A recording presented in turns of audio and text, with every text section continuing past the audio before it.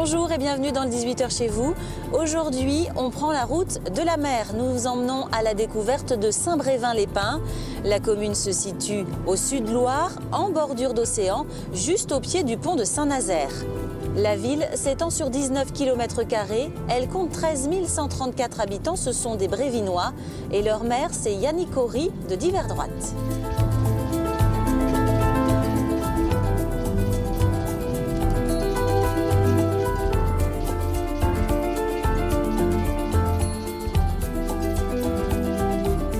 Beaucoup d'entre nous ne fréquentent Saint-Brévin que l'été. À la belle saison, ici, jusqu'à 30 000 personnes se pressent le long des 9 km de plage pour profiter des activités nautiques. Il y a ici des hôtels, des campings, des résidences secondaires.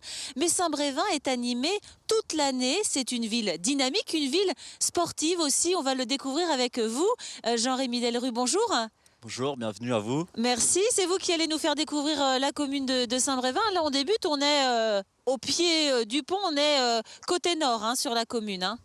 Voilà, donc c'est exactement. Elle descend donc le long de la mer avec Saint-Brévin-les-Pins, puis Saint-Brévin-l'Océan. C'est un quartier, Saint-Brévin-l'Océan de Saint-Brévin-les-Pins, en quelque sorte. Il est au sud.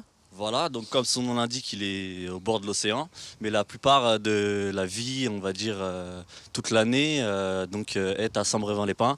La plupart des gens y résident. C'est une ville où il y a une zone industrielle bien aménagée, avec également aussi une zone culturelle, avec une salle polyvalente où il y a souvent des spectacles, une piscine aussi, donc un bowling aussi, on peut faire pas mal de choses, et un grand complexe aussi sportif avec un terrain synthétique récemment construit et un grand terrain de pétanque pour les seniors qui se rassemblent assez souvent là-bas. Et c'est une ville qui n'a pas de feu rouge. Voilà, aucun feu rouge sur la commune. C'est la nature et on se sent vraiment bien.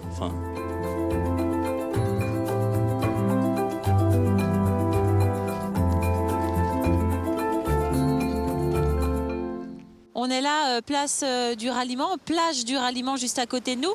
Derrière, c'est le chemin côtier. C'est important ça sur la commune. C'est avant tout donc une ville côtière, Saint-Brévin. Donc il y a un grand littoral et donc c'est super agréable pour les promenades en famille. Et juste à côté de nous, il y a des installations sportives. C'est la ville qui a installé ça pour que les gens viennent librement pratiquer. Exactement, donc les gens viennent en loisir sur la place du Ralliement s'entraîner. C'est avant tout un terrain de sport, c'est pas forcément un espace pour les enfants. Il y en a sur la côte. Et voilà, moi personnellement je m'entraîne ici avec mon association sportive qui s'appelle Bras Futé. Voilà, donc avec votre association, vous pratiquez le sport en plein air. Et alors Saint-Brévin, c'est le meilleur terrain de jeu possible, quoi. Exactement, surtout que le soleil se couche juste ici. Après, c'est vraiment une activité très saine et moi je me retrouve vraiment bien ici pour favoriser ce genre de sport en extérieur.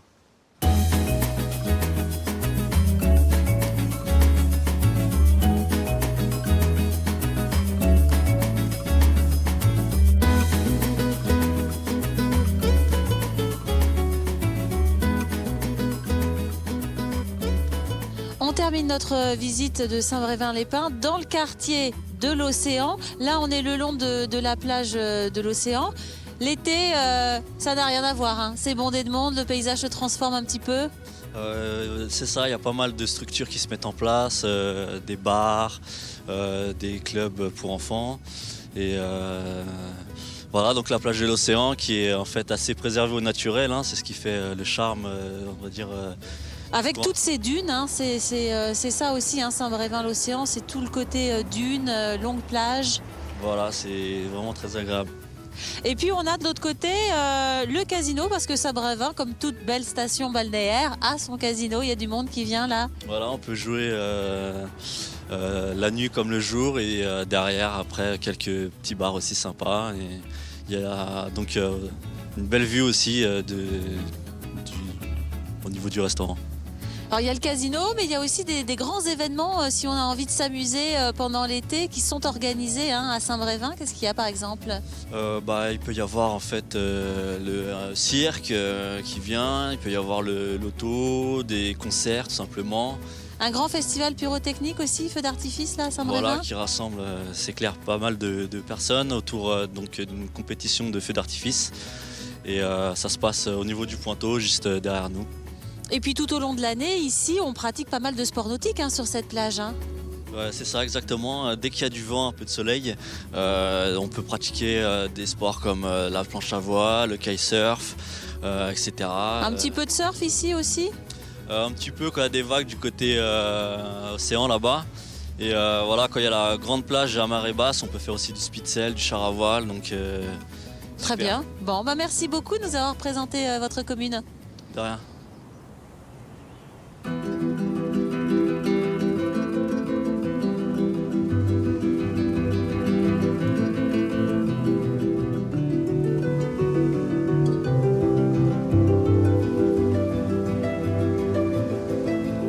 Saint-Brévin-les-Pins tient son nom des arbres qui ont sauvé la ville de l'ensablement au XVIIIe siècle.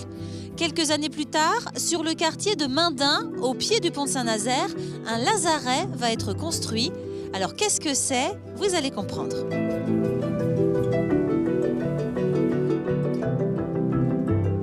On se trouve devant le lazaret de Mendin avec vous, Patrick Collin. Bonjour. Bonjour.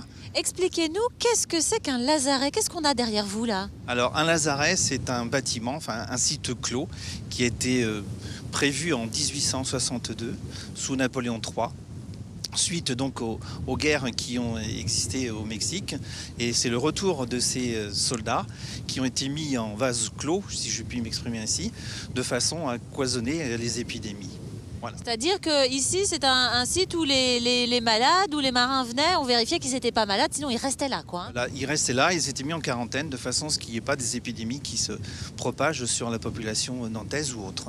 Alors c'est un bâtiment qui a été utilisé pendant quelques années et puis rapidement il a été laissé à l'abandon en fait. Alors il a existé pendant de nombreuses années, il a eu plein de modifications, il a été aussi un centre de repos pour les soldats de la guerre de 14, il a été aussi un sanatorium, il a été aussi un lieu de colonie de vacances pour les enfants et ensuite il s'est transformé en maison départementale de Mendin sur lequel donc ont été accueillis des résidents handicapés.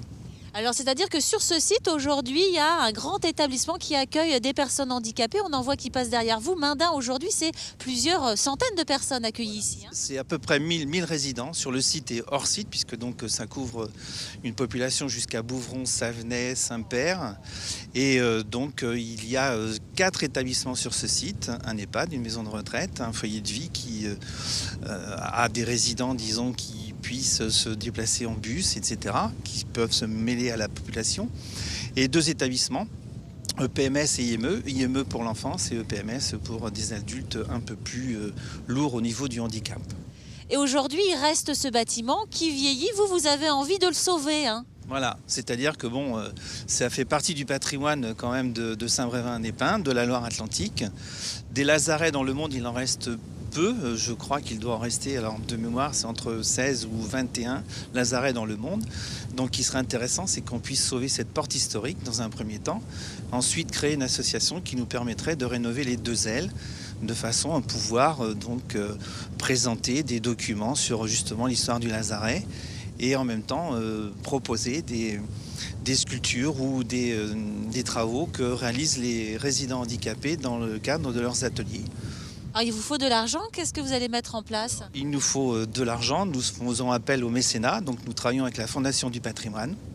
Cette Fondation du patrimoine donc, va recueillir les fonds, ce qui nous permettrait de lancer cette rénovation de cette porte du lazaret et de permettre de sauver ce patrimoine.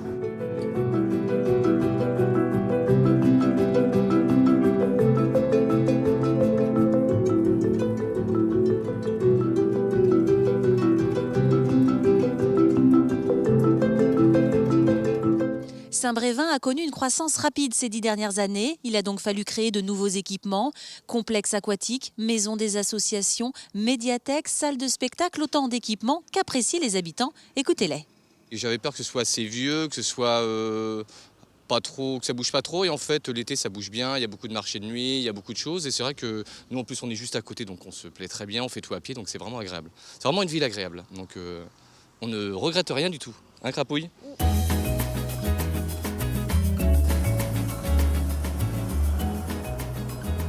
Il y a des commerces qui se vendent, ça se reprend, donc ça va quoi, hein, faut pas se plaindre. Hein. Il y a un peu de tout, il y a poissonnier, boucher, coiffeur, fleuriste, charcutier. Non, il y a vraiment un noyau commerçant.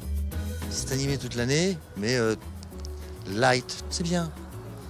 Moi, je suis pas trop pour les animations à profusion, donc on a Nantes qui est là tout près, il y a ce qu'il faut, quoi.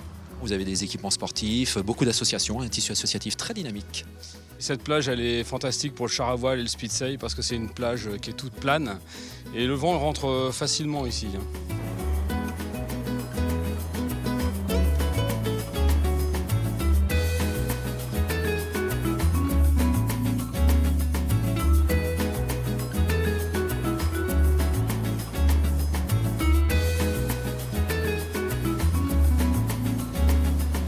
On poursuit ce 18h chez vous avec un reportage de TV Rezé, c'est la rubrique Web TV.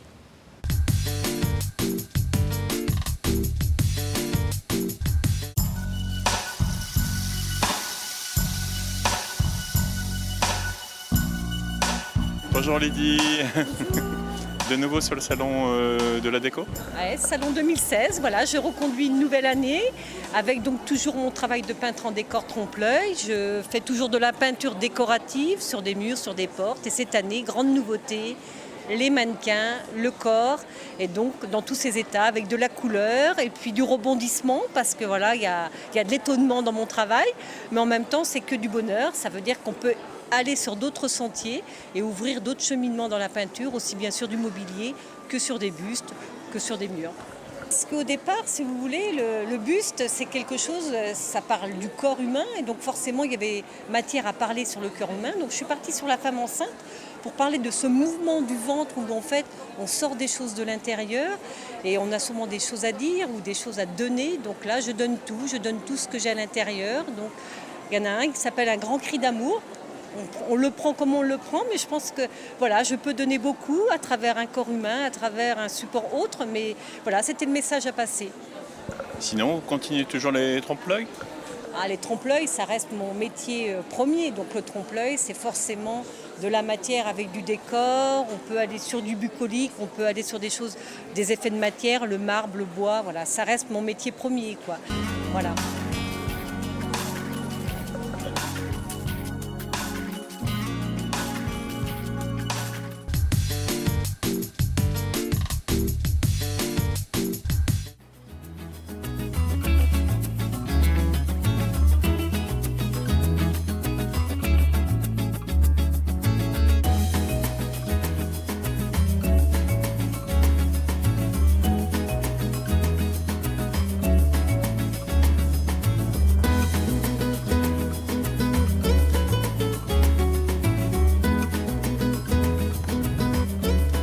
Et c'est devant le serpent de mer d'Estuaire que l'on termine ce 18h chez vous consacré à Saint-Brévin-les-Pins avec les coups de cœur et une première idée de sortie ici à Saint-Brévin le samedi 2 et dimanche 3 avril. C'est un salon des créateurs. Cela se passe à la salle des Dunes, de l'artisanat, des expos de décoration, également des bijoux toute la journée le samedi et le dimanche.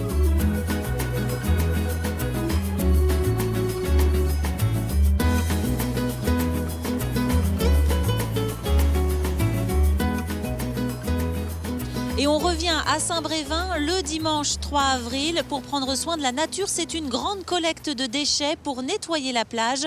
Rendez-vous à 10h, donc le 3 avril, parking de la Pierre Attelée avec l'association Surf Écologie Art. Enfin, le même jour, les sportifs ont rendez-vous à Jouer-sur-Erdre. Le dimanche 3 avril, c'est le grand raid de Viauro. Canoë, VTT, course d'orientation, plusieurs formules sont proposées pour s'amuser en famille, en duo ou entre amis. C'est la fin de ce 18h chez vous consacré à la commune de Saint-Brévin-les-Pins. Vous pouvez nous retrouver sur Internet. À bientôt.